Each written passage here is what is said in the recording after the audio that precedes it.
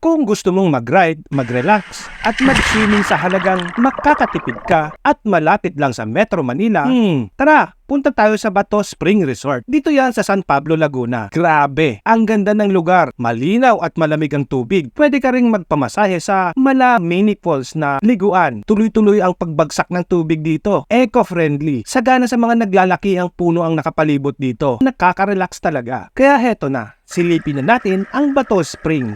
Let's go!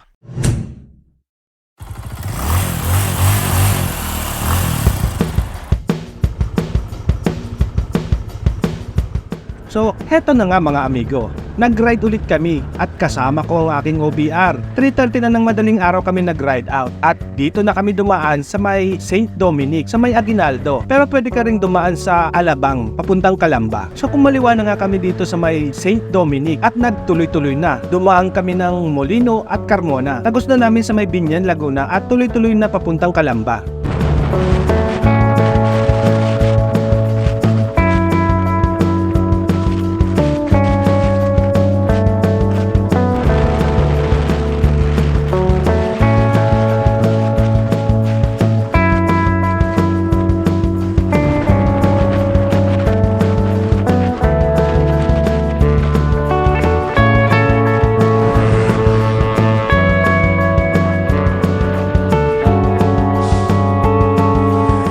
Medyo madilim pa rin pagdaan namin ng Santo Tomas. Sarap ng biyahe namin. Halos konti lang ang mga kasabay mong sasakyan. Madami rin kaming nakasabay ng mga riders.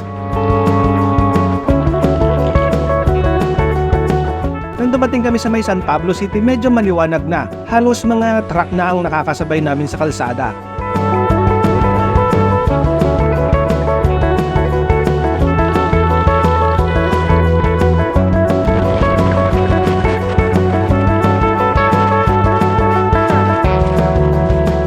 Tinaak na nga namin ng San Pablo Dolores Road. Malapit na ito sa aming destinasyon at ang lamig ng hangin pagdating dito. Tagos sa jacket ang lamig. Bale sa may bandang kaliwa mo nga pala makikita ang pasukan dito sa Bato Spring. Astig ang daan, parang tumutulay ka lang. Pero ingat lang, pag nagkamali, baka ikaw ay sumemplang. The best ang paligid para talaga sa mga nature lover ang lugar. Mapapawaw ka talaga, Gar. Ba't di ko sinunod yun?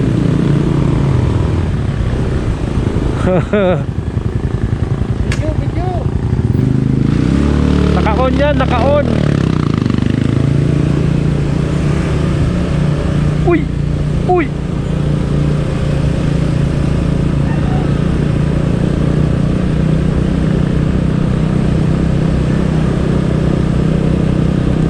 One way naman to eh. Kasi dun sa kabila yung ano.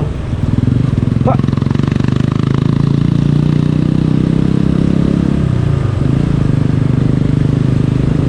Tayo yung pinakamaaga siguro kung walang nag-overnight. May pinakamamura na yung 800. Kaya lang mas mahal ngayon kasi linggo eh, malamang asahan na. Yung ang sakit sa puwet. Oh, oh. Sundan natin sila.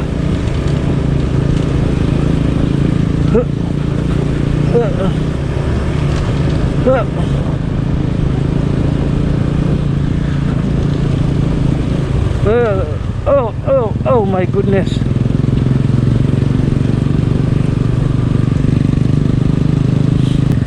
Prepare your payment daw.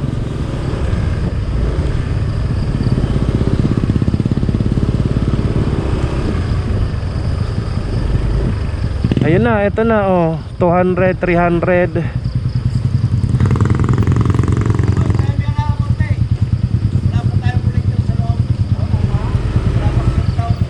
Pero kami na yung una nasa listahan.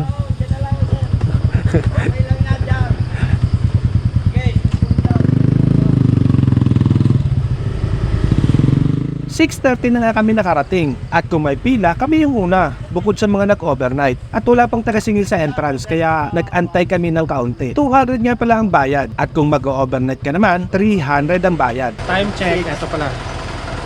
Wala 6, eksakto. Umalis kami doon ng 3:30 na yata.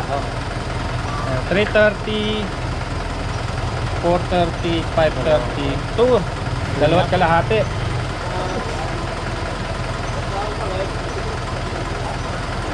Pagkabayad nga ng entrance, dumiretso na kami at naghanap na ng cottage namin. Dito kami sa malapit sa paliguan para swabe lang. Lapag na ng mga gamit at konting chika-chika at pahinga muna. Kaya heto na, silipin na natin ang Bato Spring.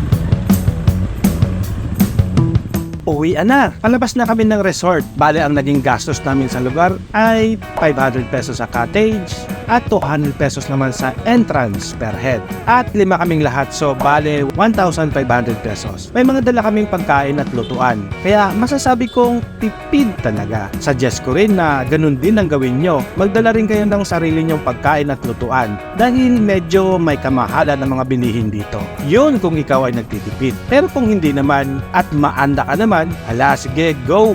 Bilhin mo ng lahat ng food at kailangan mo dito sa lugar.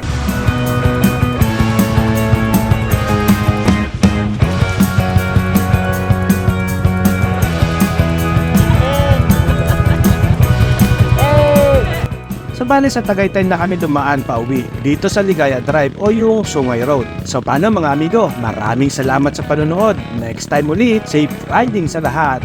Brr, brr.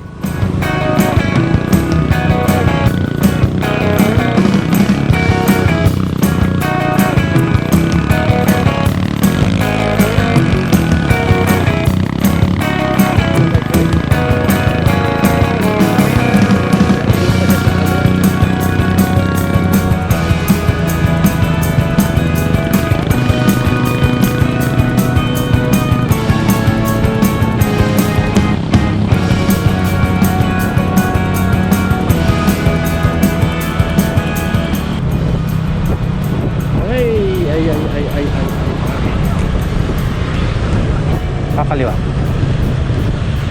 because we're going to Aguinaldo Highway. Ayan, katapusan na ng balita.